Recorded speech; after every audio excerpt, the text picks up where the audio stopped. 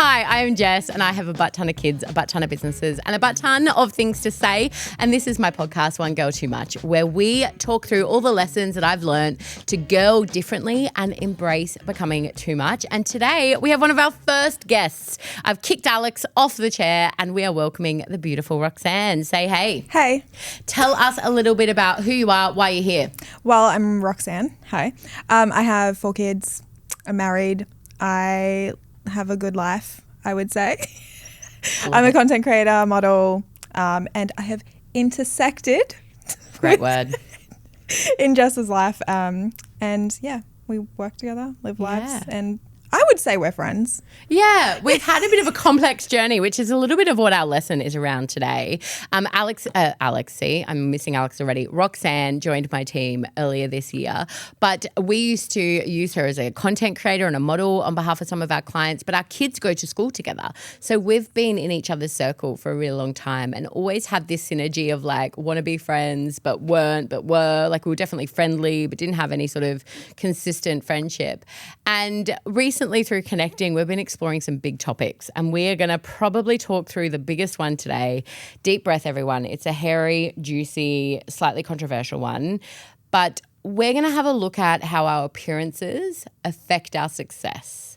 And there's 2 very different sides of the fence here, not just typecast, but I'm a bigger girl in case you've never looked me up online. I've always been a bigger girl. I'm probably thinner in my later years. I was 160 kilos once upon a time. And I am articulate and some people would say I'm funny and I very much have always fit the stereotype, not purposefully, of funny fat girl. Roxanne's too humble to say it, so I will. She's drop dead gorgeous and she's a model. And so this convo started because we were having burgers after one of her job interviews and I asked her, I don't remember how we got onto it, but you were telling me that one of your favourite things to do was to go to like quite a hofty-tofty restaurant or bar on like a Tuesday, Wednesday night and sit at the bar and see who comes up and introduces themselves because that's where you meet great people.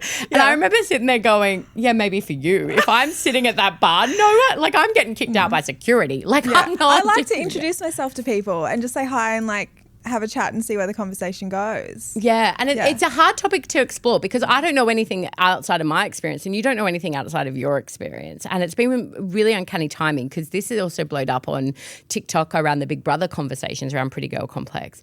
So I'm going to speak from my journey, which is you have the most grateful personality and your personal brand is very much reflective of that. Everything is awesome. You see the silver lining in everything. Whereas I'm the opposite. I connect through vulnerability. I talk about the hard and I try not to be in a negative way, but I am more likely to tell you my flaws than I am my success stories. So I found it really difficult to connect with you pre this season of our life in that. But I think a large portion of that was because of the grateful, everything is awesome persona, plus being drop dead gorgeous, sometimes can give a connotation of bitch through nothing that you've done 100% in my head. Yeah, no, I Does get that it, make sense? Yeah, completely. If you did exactly the same thing but weren't drop dead gorgeous, I would think what a great, grateful-hearted human. But the combo of the two really challenged me when it came to hiring Rox and going, what is this lack of banter connection that we had, which we've definitely worked through, don't you worry, we're thing. And I realised it had a lot to do with your appearance. That was really hard for me to admit to myself. Interesting. I find that very interesting because I actually don't look at myself and go, oh, I'm gorgeous. Like I do a little bit. You would be a bitch if you did, I would say. But I'm like, yeah, this is what I look like. I've been gifted. Yeah. But likewise, I don't sit in the mirror going, I'm not attractive. Yeah, it's what I look like. So I'm like, well, I just enhance what I look like and that's it. And it's not really necessarily like I want to be anything but myself. And I think that is very internal. Yeah. And so it comes out. But also, I don't believe that I'm conventionally beautiful either. And I grew up that way as well. Like I did not have people having crushes on me. Any boys that I liked didn't like me. I was left out of a lot of things as well because of my appearance, because I'm half Asian and I don't fit in with the white people, don't fit in with the Filipinos, don't fit in with any darker people either. I was somewhere in the middle all the time. And so I never felt like I belonged anywhere. Yeah. So I thought that was because of how I looked. Yeah. So as I got older and I was like, hey, do you want to be a model? Do you want to do this? And people liked how I looked online. I was like, oh, maybe I do look okay. Yeah. So there was a level of acceptance that came with how I look because of that. Yeah. Yeah. It's hard. I think there are so many layers we could unpack from this. I think as Yeah. women, it's annoying we even have to think about it, but we do. Yeah. I'm always acutely aware that in certain scenarios, and I suck at this, but in certain scenarios, I have to put more effort into my appearance than others because I am a bigger girl and I am younger in a lot of the rooms that I'm in. The connotation is that I'm lazy and I'm poor, which is in some ways statistically skewed. Like it's, you know, those demographics can be more likely to be those things. But as women, our appearance is more of an attribution of who we are than it should be, and we can't change that. But what really triggered me about this journey with you is it was me, and I'm probably more aware than most because of my heart for this space and the research that I do for women, that I was disappointed in myself. That I think that when I really broke down some of the hesitations that I had and why we hadn't connected earlier, I wondered if it was somebody else doing what you did, if it would have had the same effect to me. And I don't think it would have. I think a lot of it was because of your prettiness, and people assume model, pretty, content creator, she has a life online, you know, a certain thing. And even though I would have never had that exact thought pattern, I think that was really a subconscious thing for me. That's like, why is everything so perfect and so coming easy to you? And I think that it's not something that it's easy to talk about because, again, we don't know what it's like to not be anything than who we are. But I think we would both describe ourselves as confident people. I don't think I've walked into rooms going, oh, I'm ugly. But there's just these things that I've always done. And particularly I have a black husband. So, you know, the combo of us, when we go into banks, people assume we've got no money all the time. The kids' school, they assume we've got no money. And there's certain behaviours that we've just always done. It's never been a conversation. It's never even been a thought pattern that we do to fight that.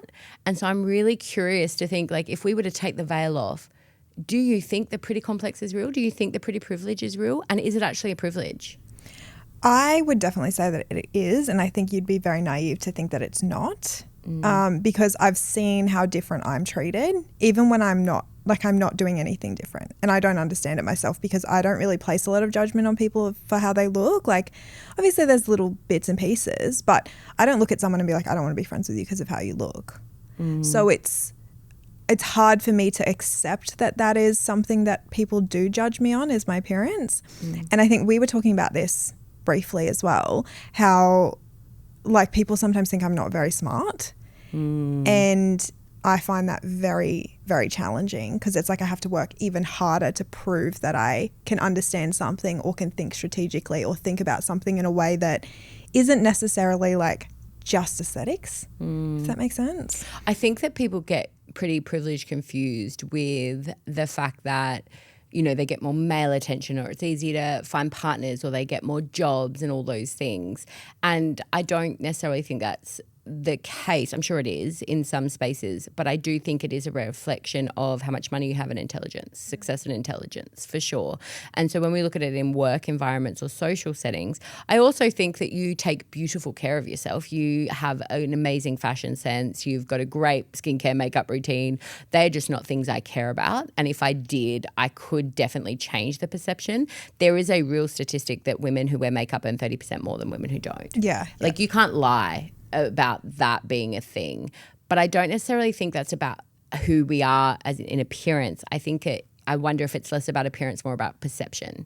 And I think weight has a bigger thing to do with that. I think when you are perceived not to look after yourself versus do or be health conscious, I think a lot of people associate that with energy or care factor. But likewise with wearing makeup, wearing nice outfits, wearing all of those things. And I do find myself making more of an effort than most, or that I want to, because I do know it reflects who I am as a person. And I don't think that's a bad thing. I agree. I don't think it's a bad thing. I think that I wish that the world was a better place, that we didn't have to care about it and that wasn't what women were used more than men to be judged on.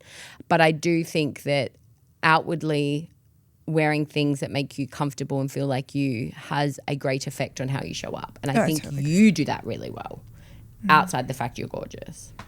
Thank you. I've worked very hard. Like I didn't grow up where my mum was like, hey, do all of these things. This is how you take care of your hair. This is how you do this. Yeah. Like I didn't know how to do it. I taught myself because I wanted to feel confident. Like I wanted to feel good in my skin because everywhere else I didn't. I felt like I belonged nowhere. Yeah. And so for me, I had to do those things in order for me to actually show up to a lot of things and actually feel good about it. So, and it's funny you hit on that because I would say my journey's the same. Whether or not I play into the funny fat girl stereotype or not, when I started wearing what I like versus what people wanted me to wear, your confidence grows. That feeling of belonging is confidence. And it's a lot of what To Me, my fourth business, stands for those playing at home, which is a fashion label. It's that when you feel like you belong in the skin you're in or the clothes you're in, it has an effect on everything. It's like introducing yourself to somebody without having to say a word. And the way that you present yourself is definitely a part of that. And I even use things like school uniforms to teach my kids that role, so that you are representing who you are and how much you care. It's not about you're pretty or you're ugly or you're fat or you're skinny or you're beautiful or you're not. It's about I care about the impression you have in me, and that impression being a representation of who I am, not me trying to be somebody else. Mm-hmm. Yeah, totally it's really agree. powerful.